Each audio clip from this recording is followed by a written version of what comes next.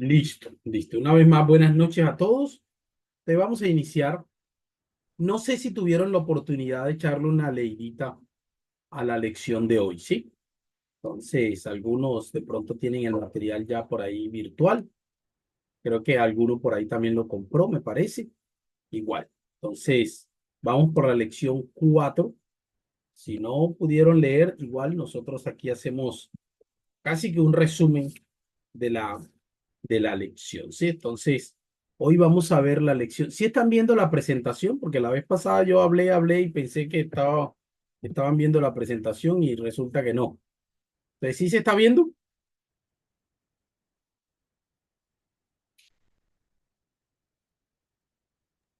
Sí, dice así el Sí. conocimiento de Ah, Dios. listo, listo, listo. Entonces, entramos al cuarto capítulo. Y el cuarto capítulo nos habla de el único Dios verdadero. Sí, es el título del cuarto capítulo. Sí. Y queremos iniciar, o el libro inicia con una pregunta o con una serie de preguntas. Sí. ¿Qué nos sugiere la palabra idolatría? Sí. Tal vez nos viene a la mente salvajes arrastrándose frente a un pilar totémico. Tal vez nos viene a la mente estatuas de rostro cruel y severo en los templos hindúes. O tal vez se nos puede venir a la mente la danza arremolinada, pues, de los sacerdotes de Baal alrededor del altar de Elías. ¿Se acuerdan la historia? ¿Qué se nos viene a la mente la palabra idolatría? Si escuchemos dos de ustedes, ¿qué se nos viene a la mente la palabra idolatría? Cuando nosotros pensamos en idolatría, ¿qué se nos viene a nuestra mente? ¿Sí? Entonces, voluntariamente, el que quiera participar puede abrir el micrófono y comentar. ¿Sí?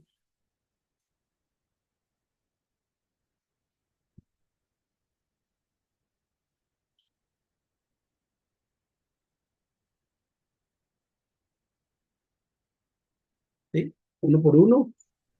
Hola, buenas noches. Bueno, yo estoy por la calle, estoy Ujú. participando, porque estoy haciendo. Pero bueno, cuando uno piensa en idolatría, se refiere precisamente a los ídolos, ¿no? Como en aquel Ajá. pasaje de Génesis en donde Rebeca creo que fue que le robó los Ídolos ídolos a su a padre su padre. Ajá. y los Entonces, ocultó y hasta se los ocultó totalmente porque se los puso debajo de ella sobre un sí. camello y al fin Ujú. creo que era Labán el Sí, papá. exacto. Así es, Y así era es. el punto, y hablábamos en Caballeros a propósito, leyendo ese capítulo, que creo que es el 30 del Génesis, que Labán fue de sus ídolos, no a buscar sus hijas ni a buscar nada. Él era enfadado, molesto, porque creía que Jacob le Sí. había robado los ídolos y hasta les esculcó todo y no pudo encontrar los ídolos. Pero mira que no dice eso, comentábamos, no dice por qué ella se los llevó, pero se los Ajá. llevó. Entonces uno Así piensa es. como en esas figuras, ¿no?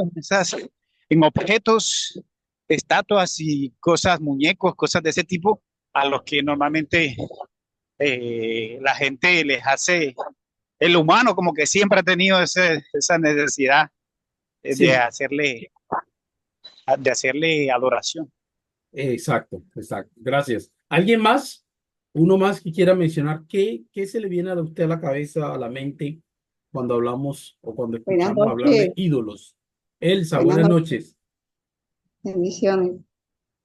No, comentando acerca del pasaje que estaba ahorita el hermano comentando, ella Ajá. porque se lo llevó, porque para ella eran algo importante, era valioso. Ujú. Bueno, hoy ¿Sí? vamos a hablar de eso. Los ídolos son, bueno, ya había terminado mi hermano. No quería ahí como interrumpirle la idea. Elsa. Sí, sí, mi Ah, hermano, listo. ya Sí, sí, era sí. una idea acerca de lo que es el ídolo Ajá.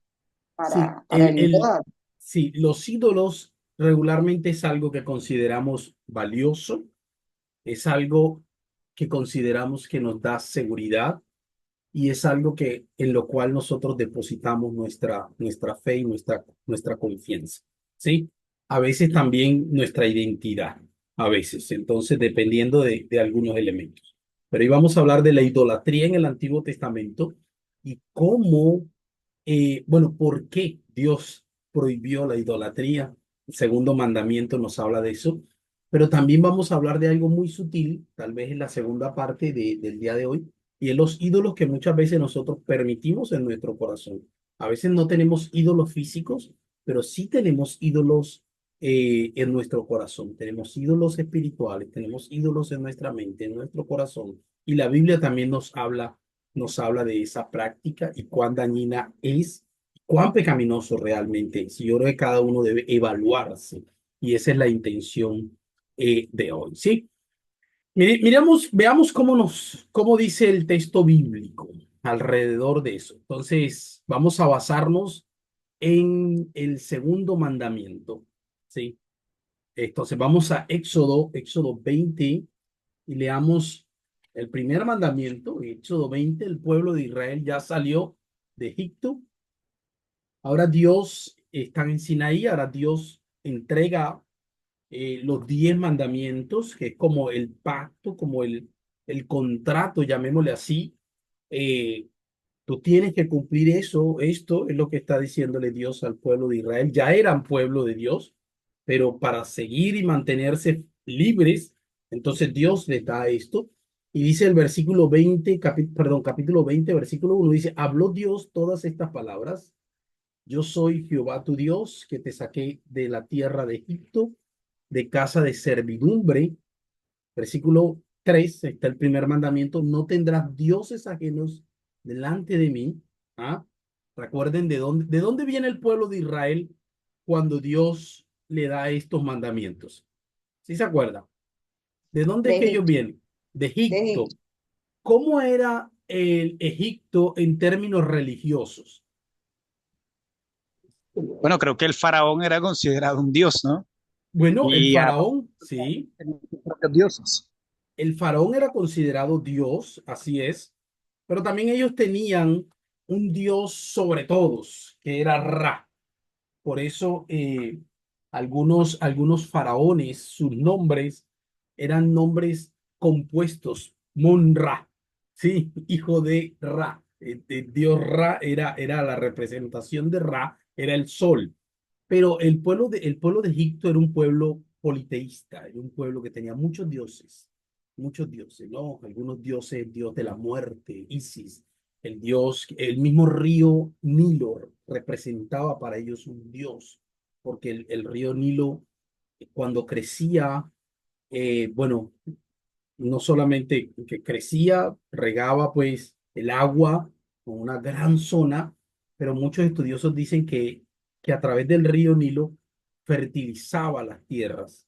Entonces ellos consideraban el río Nilo también como un dios, no solamente el río Nilo, sino aún a los animales, ¿sabes? Los dioses de Egipto tenían mitad humana y mitad animal. Entonces, cada una de las plagas que encontramos en Egipto, realmente, en Éxodo, realmente es como digámosle que es un golpe, pues, directo a los dioses Egipto. Cada uno de esos, cada una de ellas. Y por último, sí, la última plaga, ¿cuál fue? La muerte de los Gracias. primogénitos. Que me La realmente muerte, se no sí, me la escuchaba muerte muy muchos audífonos. de los primogénitos. Y había un dios entre los egipcios que era el dios de la muerte, ¿sí? Y luego en la muerte de los primogénitos, mismo Moisés dice, va a pasar el ángel de la muerte, ¿sí? Que ni siquiera su propio Dios les va a cuidar. Entonces, ellos vienen de un entorno politeísta, ¿sí? Entonces Dios dice, primer mandamiento, no tendrás dioses ajenos delante de mí, ¿sí? De una vez prohíbe el politeísmo, de una vez prohíbe la práctica de creer y adorar otros dioses. Pero en el segundo mandamiento que encontramos en el versículo 2, para algunas personas, en el versículo, perdón, el versículo 4 es simplemente continuación del versículo 3 y para algunas personas, para algunos consideran que es el mismo mandamiento, pero la mayoría de estudiosos consideran que son dos, sí, que consideran allí que son dos mandamientos. Primer mandamiento, no tendrás dioses ajenos. Segundo mandamiento, no te harás imágenes, sí. Fíjense que al principio es no tener dioses, pero el segundo es no te harás imágenes ni ninguna semejanza de lo que está donde, arriba en el cielo, ni abajo en la tierra, ni en las aguas debajo de la tierra. No te inclinarás a ellas ni las honrarás. ¿Por qué? Y da la razón al final del versículo 4. Porque yo soy Jehová tu Dios, y hace un énfasis fuerte, ¿sí? Dice celoso, eh, que visito la maldad de los padres sobre los hijos hasta la tercera y cuarta generación de los que me aborrecen, y hago misericordia por millares a los que me aman y guardan mis mandamientos. ¿Sí? ¿A qué se refiere entonces este versículo? ¿A qué se refiere este mandamiento? Algunos dirían que se refiere al hecho de no tener dioses ajenos. La pregunta es si se refiere al hecho de no tener dioses ajenos, pues ¿para qué Dios repitió dos veces la misma idea? Porque en el primer mandamiento ya lo había dicho. Yo creo que aquí está apuntando a algo mucho más que simplemente tener dioses eh, ajenos. Sí, pues vamos a ir estudiando y vamos a ir analizando algunos aspectos. La idolatría consiste no solo en la adoración de dioses falsos, es lo que prohíbe el primer mandamiento, no tendrás dioses ajenos delante de mí, sino que la idolatría también consiste en la adoración del Dios verdadero por medio de imágenes. Y a eso es lo que está apuntando el segundo mandamiento. El primer mandamiento apunta a no adorar dioses falsos. No tendrás otros dioses delante de mí. El primer mandamiento. Pero el segundo mandamiento apunta a la práctica de elaborar imágenes que representen a Dios. Fíjense cómo dice el versículo que leímos. Ni ninguna semejanza de lo que está en los cielos, ni bajo en la tierra, ni en las aguas, no te inclinarás a ellas, ¿sí? Entonces, el segundo mandamiento está apuntando al hecho no solamente de no tener otros dioses, sino de no hacer una representación visible del Dios verdadero. Y es lo que vemos, ¿se acuerdan? Por allá creo que en Éxodo 32, vamos a hablar un poquito de eso hoy. Sí, Éxodo 32, el becerro de oro que hace el pueblo de Israel. En realidad el pueblo de Israel intentó hacer una representación visible de Dios. ¿Sí?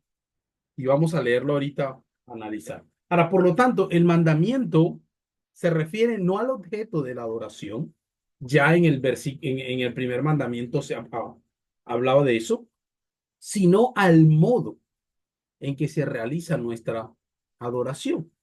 Lo que nos dice es que no se han de usar estatuas o figuras de aquel a quien adoramos como ayuda para nuestra adoración. Sí. Ahora, ¿qué piensan ustedes de esto que acabé de mencionar? El primer mandamiento apunta al, al no adorar dioses falsos, pero el segundo mandamiento apunta al no hacer representaciones visibles del Dios verdadero. Sí, representaciones visibles. Eh, no solamente es no adorar a dioses falsos, es cuando intentamos representar de manera visible, ¿sí? A Dios en nuestra adoración. O cuando intentamos usar elementos visibles para motivarnos y para animarnos a adorar a Dios. ¿Sí?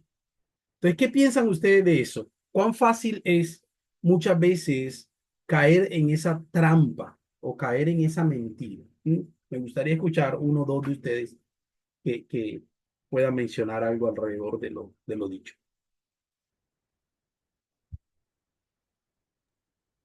Bueno, la verdad que nosotros, todos, pues yo creo que todos los que estamos aquí hemos crecido en un contexto donde se han adorado imágenes. Ujú. Pero a medida que uno va conociendo y va quitándose todas esas ideas de la cabeza, nos damos cuenta que la misma Biblia nos explica todo lo que tú estás diciendo. El concepto de adoración de imágenes nos lo explica Juan 4:24. Jesús Ujú. mismo explicó la razón por la cual no se debe de adorar imágenes. Dice, Dios es espíritu y los que le adoran en espíritu y en verdad es necesario que le adoren. Ajá. Entonces estamos viendo que debemos adorar a Dios en espíritu y en verdad. No tenemos por qué utilizar imágenes ni ninguna otra cosa material que pueda enfocarnos a nosotros en desenfocarnos en la Sí, adoración de Jesús, sí es.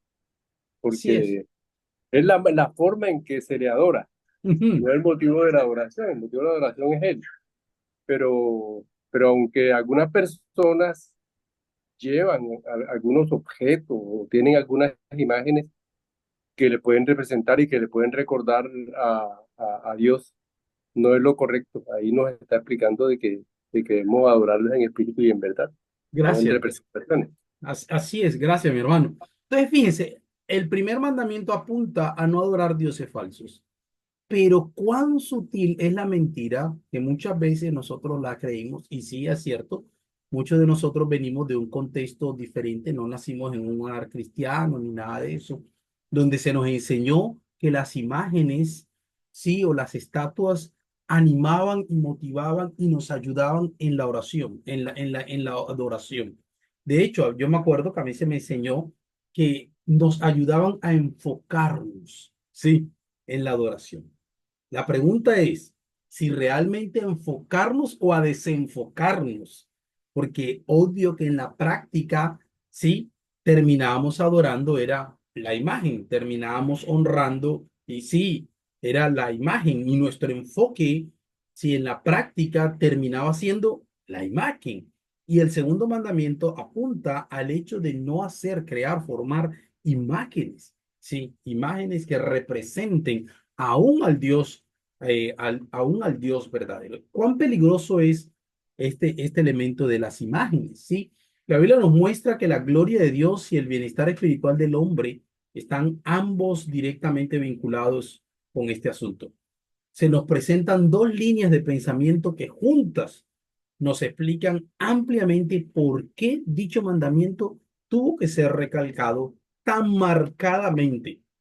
Dichas líneas de pensamiento se relacionan no con la utilidad real o supuesta de las imágenes, sino con la fidelidad de la misma, ¿sí? ¿Cuáles son esas dos líneas de pensamiento? Veamos. Primero, las imágenes deshonran, ¿sí? A Dios porque realmente oscurece la gloria de Dios. Sí, la semejanza de las cosas en el cielo, lo que apuntaba el segundo mandamiento, no hacer semejanza, sí, representaciones, ¿no? Sol, la luna, las estrellas, y en la tierra, el hombre, animales, aves, insectos, y en el mar, peces, mamíferos, crustáceos, no constituyen justamente una semejanza de su creador. Entonces no podemos, y es el mismo error que cayó el hombre cuando leemos por allá Romanos 1. Cuando leemos Romanos 1 dice que cambiaron la gloria de Dios, del Dios invisible, por imágenes, por cosas visibles, ¿sí? Una verdadera imagen o una imagen verdadera de Dios no se ha encontrado o no se ha de encontrar en todo el universo. Y por ello se mancilla su gloria y se corrompe su verdad con una mentira. Cada vez que se nos la presenta a la vista en forma visible. Por lo tanto, concebir imágenes de Dios es ya un acto impío, porque con dicha corrupción su majestad resulta adulterada y se la imagina como lo que realmente no es, decía Juan Calvino alrededor de, de este mandamiento. Ahora, ¿a qué pues haréis semejante a Dios? ¿O qué imagen le, le compondréis? Miren cómo dice Isaías. Leamos Isaías 40:18. Miren cómo dice Isaías 40:18. Isaías Ay, 40:18. Alguien que lo tenga y lo pueda leer. Sí, en algunas tiendas seleccionadas, restaurantes, sí lo puedes usar para ir a... Isaías 40, 18. ¿Cómo dice? Alguien que pueda leerlo. Dice así, ¿con quién, con quién podemos comparar a Dios? Ujú, ¿Qué imagen se puede encontrar que se le parezca? ujú. Ahora, ¿de qué viene hablando los versículos anteriores? Si nosotros leemos versículo 12 en adelante, miren cómo dice el versículo 12. Cuando Isaías termina con esta pregunta, realmente es una pregunta que no tiene respuesta dentro del texto. El texto no responde la pregunta, pero el contexto nos da a entender, o más bien, se responde con un silencio, ¿sí? Con un silencio. Es decir, no se puede, no se puede. Miren cómo dice versículo 12, dice, ¿quién midió las aguas con el hueco de su mano y los cielos con su palmo? Con 3 dedos juntó el polvo de la tierra y con pesa los collados. ¿Quién examinó el Espíritu de Jehová o le aconsejó, sí, y enseñó? ¿A quién pidió consejo para poder discernir? ¿Quién le enseñó el camino del juicio o le dio conocimiento o le mostró la senda de la prudencia? He aquí que las naciones son para él como la gota de agua que cae del cubo y como polvo menudo en las balanzas le son estimadas.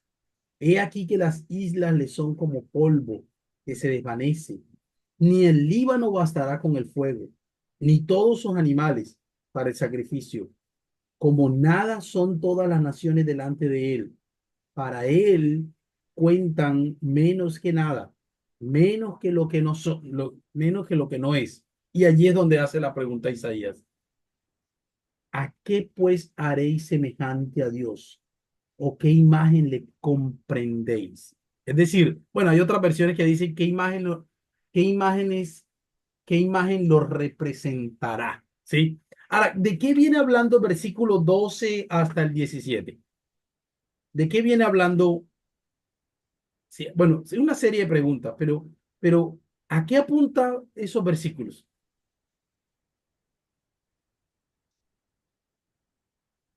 Sí, ¿a qué apuntan esos versículos? A A Que esas la no hay grandeza preguntas, nadie, de Dios. que no hay a la nadie gran, como Dios. a la grandeza de Dios, al Sí, no hay gobierno de nadie. Dios, a la soberanía de Dios, a la majestad de Dios. Miren cómo dice, ¿quién midió las aguas con el cubo de su mano? Sí, de pronto, bueno, esta es una pregunta, pero podríamos hacer es la misma idea en una afirmación. Dios tiene todas las aguas, sí, en el hueco de su mano. ¿Ah? Y dice, y los cielos con su palma. ¿Mm? Y pesó los montes con balanza y con pesa los collados. O sea, está hablando de la majestad de Dios, está hablando del gobierno de Dios, está hablando de la soberanía de Dios, está hablando de la grandeza de Dios. Y luego termina diciendo Isaías, dice, sí, ¿qué imagen podrá representar a ese Dios? Y hay un silencio. Obvio que la respuesta es negativa. Ninguna imagen puede representar. Entonces la imagen o las imágenes deshonran o por qué la imagen está, bueno, se recalca tanto en la prohibición de las imágenes porque la imagen deshonra la gloria de Dios. Ninguna imagen puede representar todo lo que Dios es. Ninguna imagen. De hecho, ni siquiera bueno, es interesante, ¿saben por qué? Porque cuando vamos al Nuevo Testamento, encontramos no una imagen en el sentido común en que nosotros usamos el término, pero encontramos que Cristo sí dijo que Él representaba la gloria de Dios, ¿sí? Es Cristo el que vino a traernos, ¿sí? O sea, no fue algo que el hombre hizo para representar a Dios, fue Dios mismo encarnándose para darse a conocer como realmente es, ¿sí? Entonces, fíjense, una imagen siempre es algo que el hombre hace, construye, diseña, moldea para representar algo que él no puede imaginar o que, ¿sí? para representar algo allí. Pero en el Nuevo Testamento encontramos y se nos habla de Jesús como la imagen de Dios también, como Dios mismo. Se nos habla de que Dios mismo es quien da y quien, si quien envía a su Hijo, el Padre envía a su Hijo Jesús es quien viene a representar, a mostrarnos a Dios. Es tan absurdo como impío pensar que una imagen modelada, como debe ser, pues, eh, modelada, formada, que es copia de alguna criatura, ¿sí? Pudiera realmente constituir una semejanza aceptable al creador de todo. Entonces, la imagen es prohibida porque no honra la gloria de Dios o deshonra, ¿sí? La gloria de Dios. Dice la primera, las imágenes deshonran a Dios porque oscurecen su gloria, porque no muestran y nunca van a ser capaces de mostrar lo que realmente Dios es. De hecho, no es simplemente una mala práctica, sino que es realmente una práctica pecaminosa. ¿Sí? ¿Por qué? Porque estamos deshonrando la gloria misma de Dios. Segunda razón, las imágenes nos engañan. ¿Por qué? Porque las imágenes eh, comunican ideas falsas acerca de Dios. Vamos a Éxodo 32. Miren Éxodo 32. Una vez más, estamos dentro de un contexto. Bueno, el pueblo de Israel ya conocía los 10 mandamientos, ¿sí? Éxodo 32. Éxodo 32. Está Éxodo en el 20, ¿sí? Fueron entregados. Éxodo 32 se nos habla por acá. Desde el versículo 18 dice, y dio a Moisés cuando acabó de hablar con él en el monte Sinaí 2 tablas, ¿sí? Del testimonio, tablas de piedra escritas por el dedo. Bueno, hay que cuadrar allí algunas cositas, pero en el versículo 5, miren cómo dice el versículo 5. Moisés se demora, ¿se acuerdan la historia? Moisés se demora. Versículo 5 dice, cuando Aarón vio esto, edificó un altar. Bueno, el pueblo comenzó a pedirle, dice el versículo 1, al ver el pueblo que Moisés tardaba en descender del monte, se acercaron a Aarón y le dijeron, levántate, haznos dioses que vayan delante de nosotros, porque Moisés, ese hombre que nos sacó de la tierra de Egipto, no sabemos qué le ha ocurrido. Aarón entonces les dijo, quitad las zarcillas de oro que están en las orejas de vuestras mujeres, de vuestros hijos, de vuestras hijas, y traédmelos. Entonces todo el pueblo se quitó las arcillas de oro que tenían en sus orejas y las trajeron a Aarón. Él los recibió de sus manos, le dio forma con un buril e hizo de ello un becerro de fundición. Entonces ellos dijeron, Israel, estos son tus dioses, ¿sí? Que te sacaron de la tierra de Egipto. ¿Qué estaban haciendo ellos? Estaban haciendo realmente una representación visible de Dios quien los había sacado de la tierra de Egipto. Y miren cómo dice el versículo 2, versículo 5. Cuando Aarón vio esto, edificó un altar delante del becerro y proclamó. ¿Qué fue lo que proclamó? Si están ahí conmigo, versículo 5. Que mañana era fiesta para Jehová. Ajá. Miren cómo dice. Mañana será un día de fiesta dedicado ¿a quién? ¿A Baal? No, ahí no habla nada de Baal. ¿Dedicado a los dioses egipcios? No, sí, ahí no habla nada de los dioses egipcios. ¿Dedicado a el dios tal o cual? No, dedicados a Jehová. ¿Qué es lo que está haciendo el pueblo? El pueblo está haciendo una representación visible del Dios invisible. El pueblo está haciendo una representación para ayudarles, entre Tenían la comillas. necesidad de adorar a algo. Ahorita vamos a hablar de eso, pero más que eso, la necesidad de adorar la tenemos todos porque fuimos creados con esa necesidad y ahorita vamos a hablar de eso.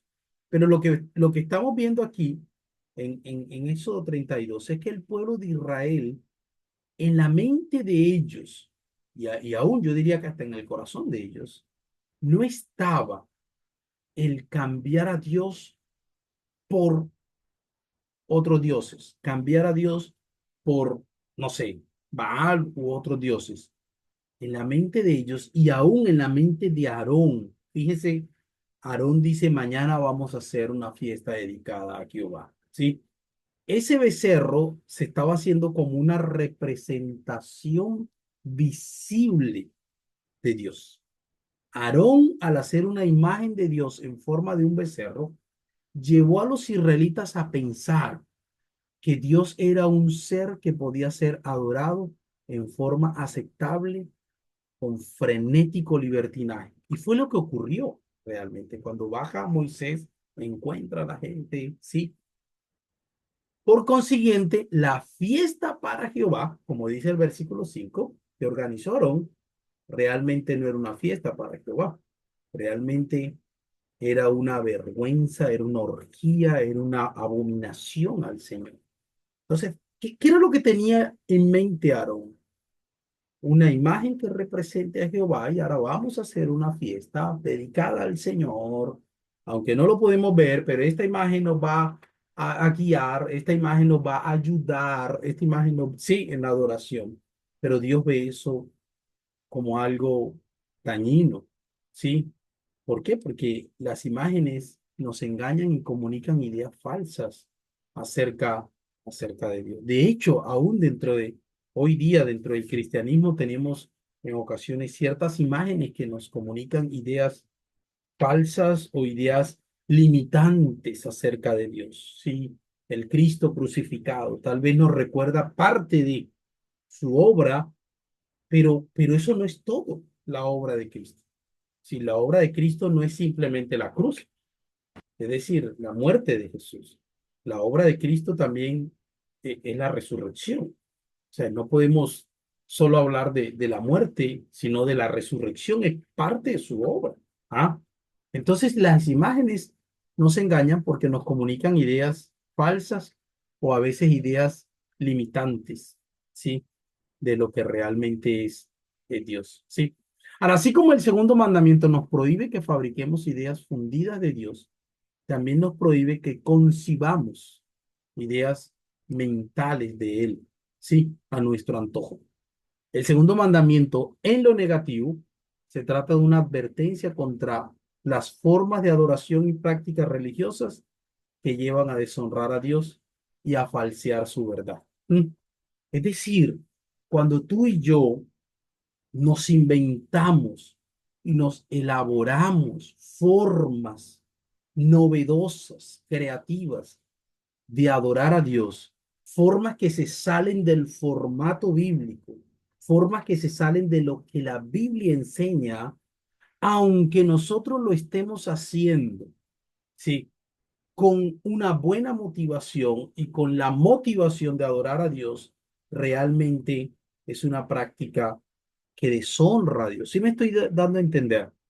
Muchas veces nosotros hacemos, en ejemplo, en el caso de la adoración, cuando nos reunimos como iglesia a adorar, y yo entiendo cuando algunos hermanos dicen, Dios ve el corazón, Dios ve la intención. Sí, es cierto, Dios ve el corazón, Dios ve la intención, pero debemos tener cuidado porque yo puedo estar haciendo algo que deshonre al Señor y al mismo tiempo estarlo haciendo con una buena motivación, ¿sí? Y en la adoración puede ocurrir. Yo puedo estar haciendo algo con una buena motivación. Yo no estoy juzgando la motivación. De pronto uno dice, en realidad sí tiene una buena motivación, pero es algo que se sale de lo que Dios ha revelado en su palabra, del cómo debe ser adorado. Entonces, eso deshonra a Dios porque estamos usando una práctica, algo que no encaja de lo que Dios mismo dice. Dios no solamente nos dijo que debemos adorarle, sino que Él nos dio la forma en que debemos adorarle. Y cuando leemos el Antiguo Testamento, Levíticos, cuando vemos Éxodo, Él mismo nos dio la forma. Sí, Él no solamente le dijo que debían adorarle a Él, sino que también estructuró y reglamentó, reguló la forma en que debía ser adorado. ¿Sí? Entonces, en lo negativo, este mandamiento se trata de una advertencia contra formas, maneras, prácticas de adoración, prácticas religiosas que realmente llevan a deshonrar a Dios y llevan a deshonrar a Dios. ¿Por qué? Porque se salen de la forma que Dios ya reguló en su palabra. Pero en lo positivo, constituye un llamado a que reconozcamos que Dios es el creador. Dios es trascendente, misterioso, inescrutable, está más allá de la imaginación humana. No podemos imaginarnos cómo es, ¿sí? Y de toda especulación filosófica. Por ende, un llamado a que nos humillemos, a que escuchemos su voz y aprendamos de él, y a que permitamos que él mismo nos enseñe cómo es y en qué forma debemos pensar de él y de qué forma podemos adorarle a él. Sí, a veces no es tanto de cómo yo quiero adorarle, sino qué me dice la Biblia del cómo yo debo adorar eh, al Señor, del cómo yo debo adorar al Señor. Y a veces, a veces hacemos aún hasta, bueno, a veces hasta en nuestras oraciones. Yo una vez lo dije, bueno, en ocasiones, más en el colegio es que yo le he dicho. A veces uno escucha oraciones que se salen de lo que la Biblia enseña sobre Dios. Y yo diría, me atrevería a decir que hasta puedes deshonrar a Dios. A veces uno escucha oraciones demasiado coloquiales, sí, como que hablando con Dios de una manera muy coloquial, muy papito lindo, muy chuchito, muy amigazo. Y uno dice, hay que tener cuidado, porque hasta dónde esa familiaridad, sí, realmente estamos bajando a Dios de su trono y poniéndolo casi como que a la misma línea, sí, sí, a la misma altura mía. La Biblia nos dice que Dios es nuestro Padre y por allá el texto bíblico nos dice que es nuestro amigo, sí, pero Él sigue siendo el Dios soberano, Él sigue siendo el Dios que gobernador. Él no es un papito hermoso. Él es nuestro padre, sí, pero no es mi llave. Él es mi salvador, pero no es mi pana, sí. Entonces, ¿hasta dónde eso aún puede llegar a convertirse aún hasta en deshonra, sí, al Señor? ¿Ok? Muy bien, si alguien quiere hacer algún comentario alrededor de lo que he mencionado.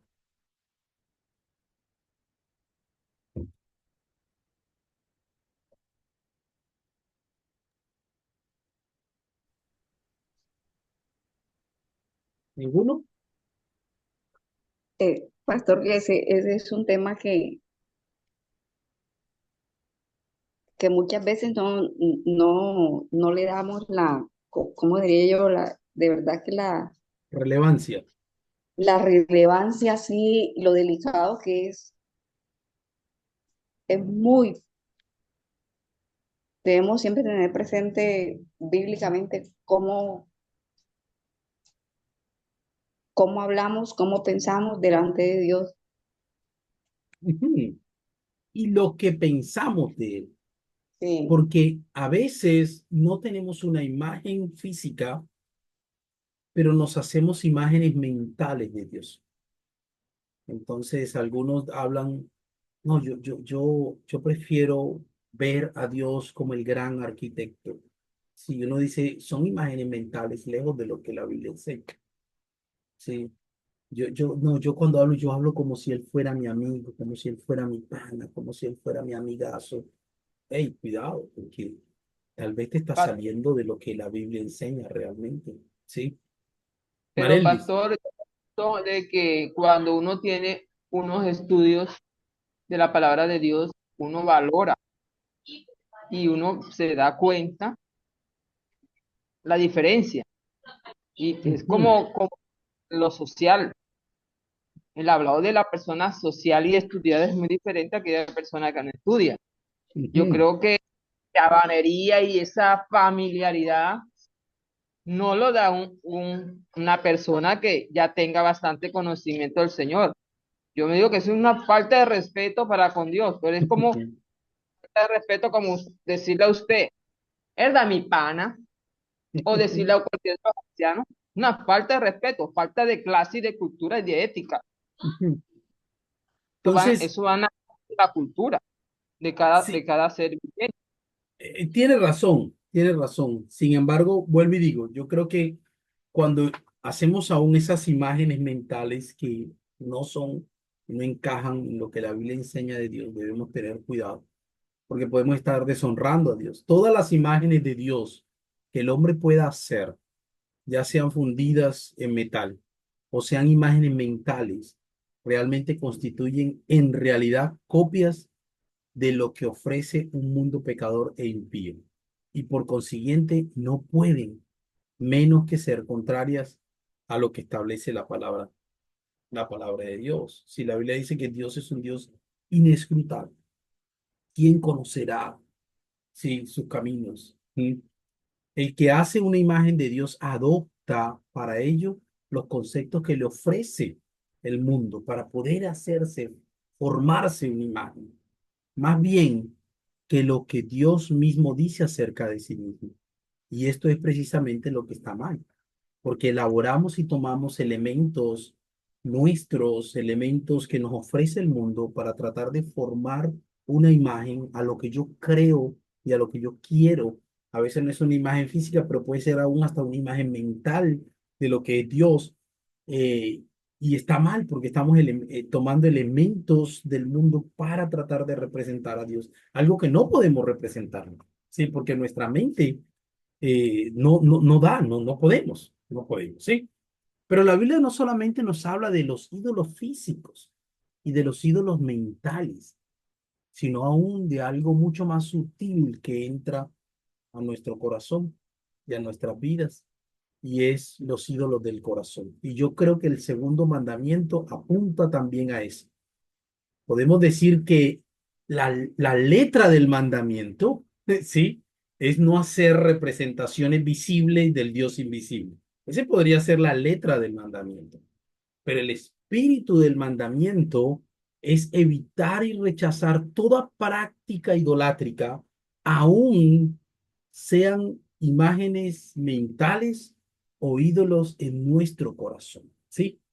Y en el Nuevo Testamento, miren cómo dice Juan 1:5 al 21, el apóstol Juan le está escribiendo a la iglesia, a creyentes, y él les advierte de algo.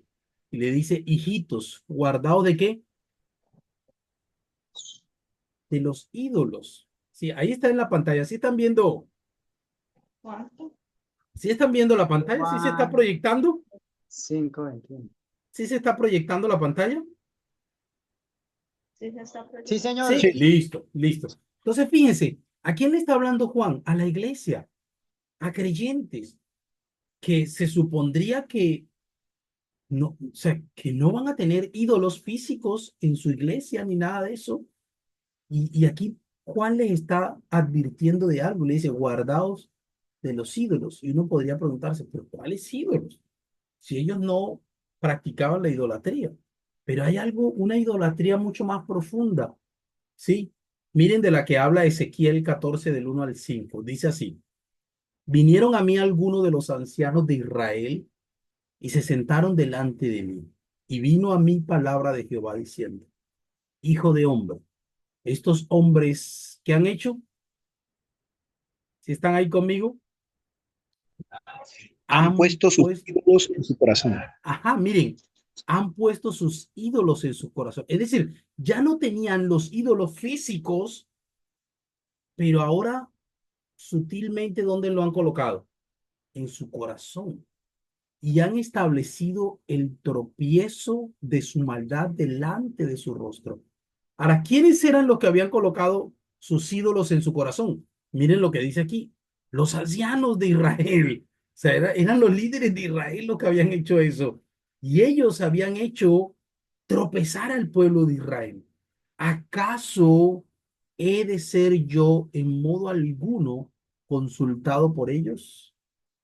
Háblales, por tanto, y diles, así ha dicho el Señor, cualquier hombre de la casa de Israel, ¿sí? Ahora aquí generaliza esto, que hubiese puesto sus ídolos en sus corazones y establecido el tropiezo de su maldad delante de su rostro. y viniera el profeta, yo Jehová responderé al que viniere conforme a la multitud de sus ídolos.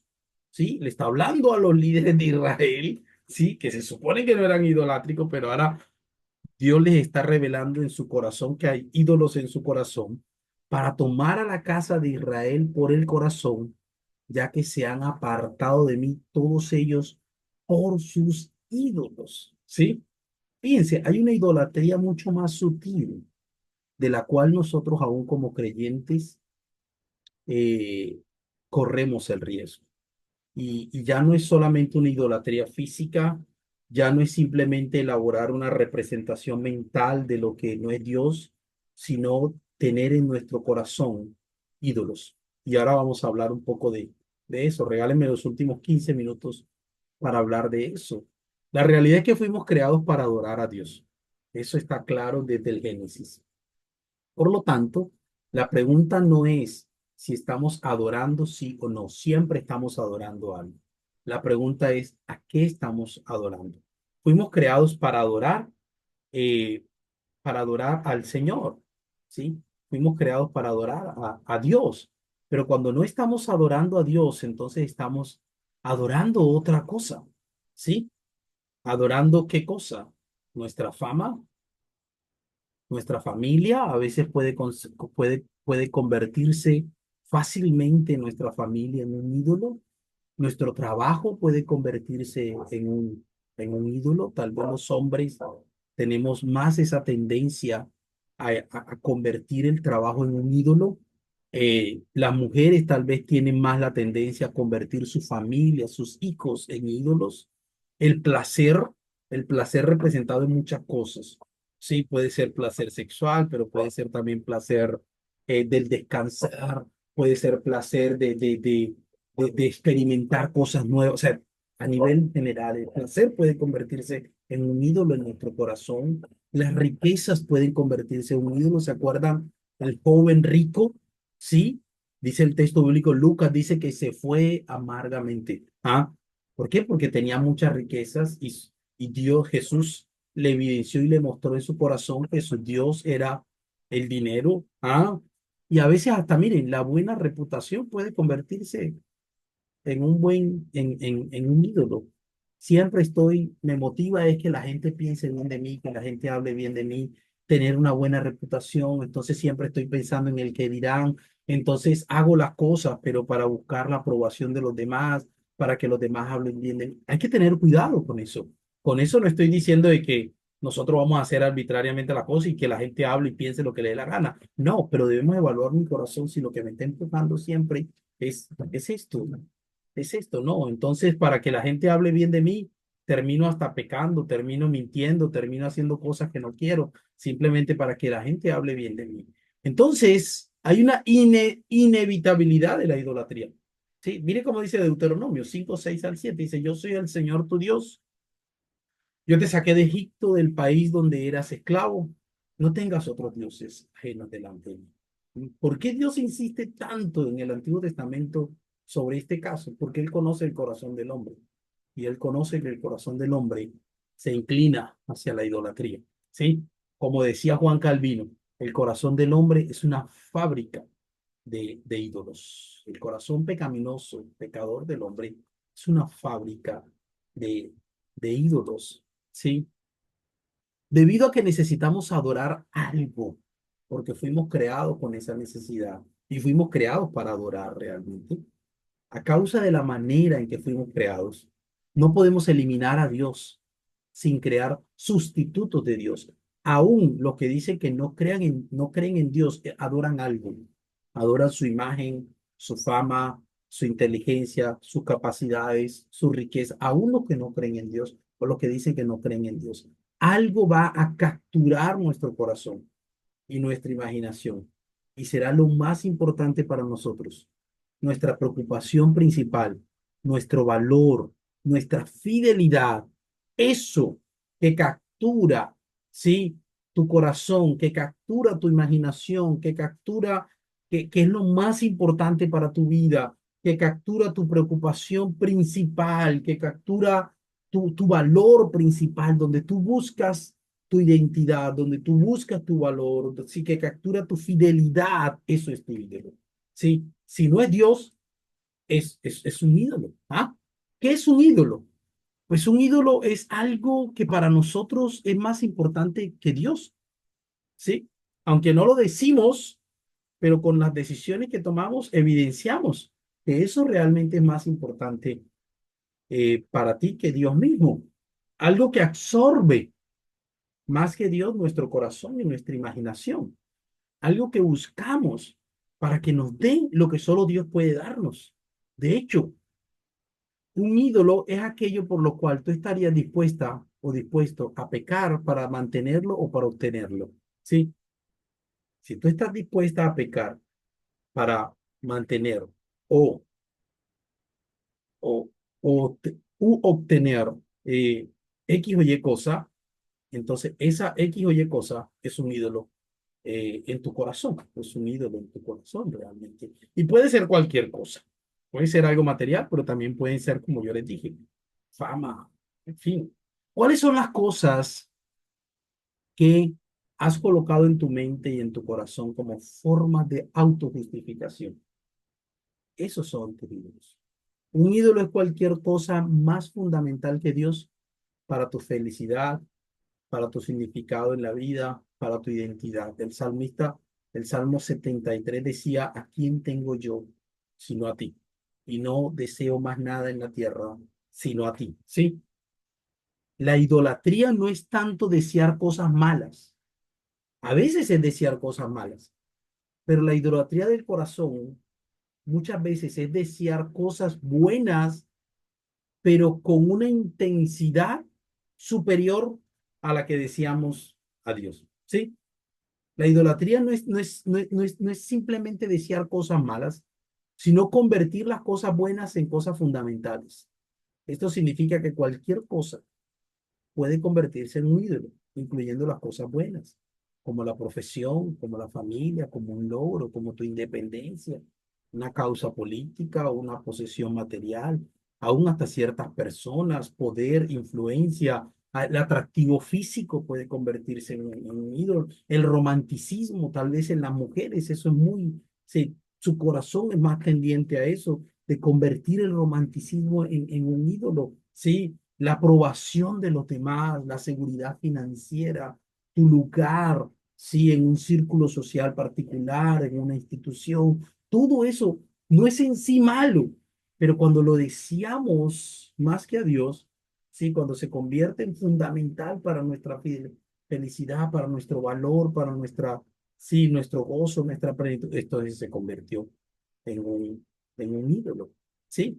David Paulison decía o dijo con respecto a esto lo siguiente: la pregunta más básica que Dios formula al corazón de cada humano es la siguiente: ¿acaso algo o alguien más, además de Jesucristo, ha tomado el dominio de la confianza, la preocupación, la lealtad, el servicio, el temor y deleite funcionales de tu corazón? Y yo creo que eso es algo que debemos siempre evaluarnos. Salmo 139 dice, examina, oh Dios, mi corazón. Sí, yo creo que debemos siempre estar evaluándonos eso. Hay algunas preguntas que tal vez nos pueden ayudar a identificar alguno de esos. Las siguientes preguntas nos pueden ayudar. ¿Qué o a quién buscas como estabilidad, como seguridad? ¿Qué es lo que realmente quieres y esperas de la vida? ¿Qué es lo que realmente te haría feliz? ¿Qué es lo que te haría una persona aceptable? ¿Dónde buscas tú el poder, el éxito? Bueno, tal vez la respuesta a alguna de esas preguntas pueden identificar, ¿sí? Que hay un ídolo allí en tu corazón. Un ídolo entonces es cualquier cosa más fundamental que Dios para tu felicidad, tu significado, tu identidad. Es convertir las cosas buenas en fundamentales. La idolatría es el deseo excesivo, incluso de algo bueno, incluso de algo bueno. Y termino con estas últimas preguntas que tengo por acá al final con esto. ¿Mm? Si estuvieras dispuesto a pecar para obtener lo que deseo, entonces eso que tú deseas es un ídolo. Sí. Bueno, Ellis Fitzpatrick dice eso en este libro. Si peco cuando no tengo lo que deseo, entonces eso que estoy deseando se convierte en un ídolo en mi corazón, o es un ídolo en mi corazón. El Salmo, el Salmo no, el segundo mandamiento nos habla entonces de la idolatría.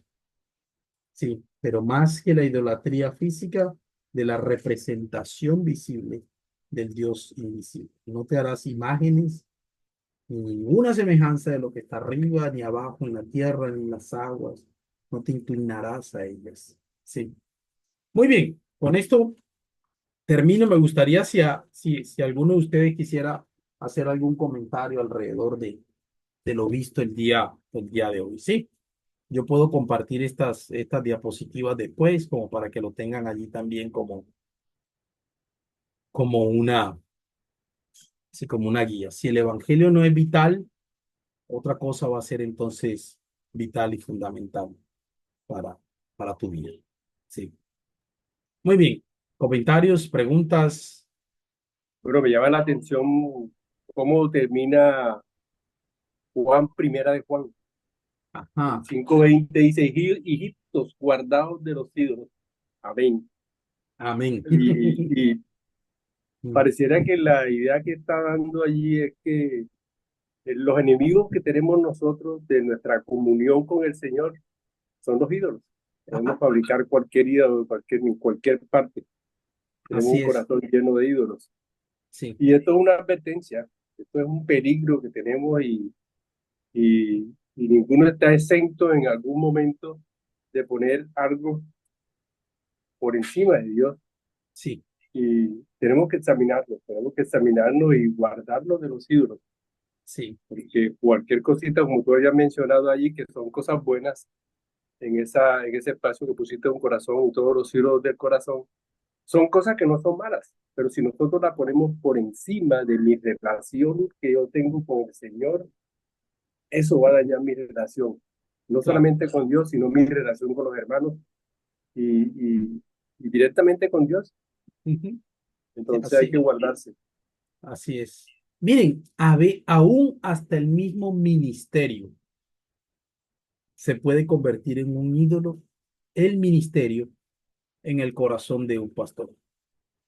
Cuando el ministerio es más importante que honrar a Dios. Sí. Entonces, aunque esté en pecado, él se mantiene allí porque él encuentra su valor y su identidad en el ministerio y no en Dios. Sí. Entonces, cuando yo encuentro mi valor y mi identidad en el ministerio, yo he hecho del ministerio mi Dios. ¿Sí? No sé si me estoy dando a entender. O sea, el ministerio no puede ser mi identidad. El ministerio no puede ser, o sea, allí yo no puedo encontrar mi valor personal. Allí no puedo encontrar mi identidad personal. Mi identidad personal debe estar en Cristo.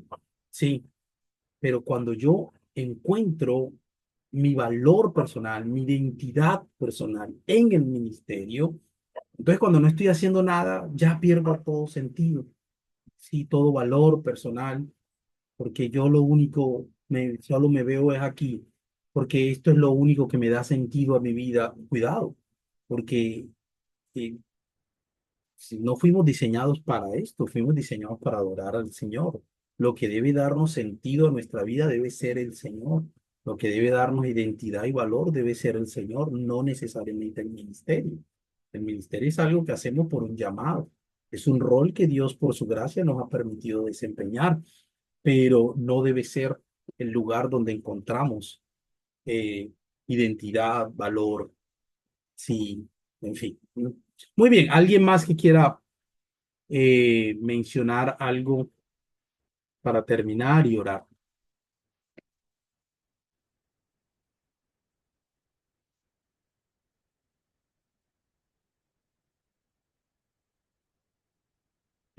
¿Más nada? Muy bien, para la próxima semana, Dios mediante, entonces entramos al capítulo 5. Capítulo 5, Dios encarnado. Y vamos a hablar entonces de lo que nos habla el texto bíblico de Jesús y cómo en Jesús Dios se encarnó, ¿sí? La segunda persona de la Trinidad. Se encarnó, tomó forma humana y no solamente tomó forma humana, sino que vino a revelarnos al Dios invisible. Vino a revelarnos al Dios que no lo conocíamos, pero a través de Cristo, entonces podemos conocerlo porque dice el texto bíblico que vino a mostrarnos al Padre. ¿Ok? Muy bien, oramos voluntariamente a alguien que desee orar para terminar.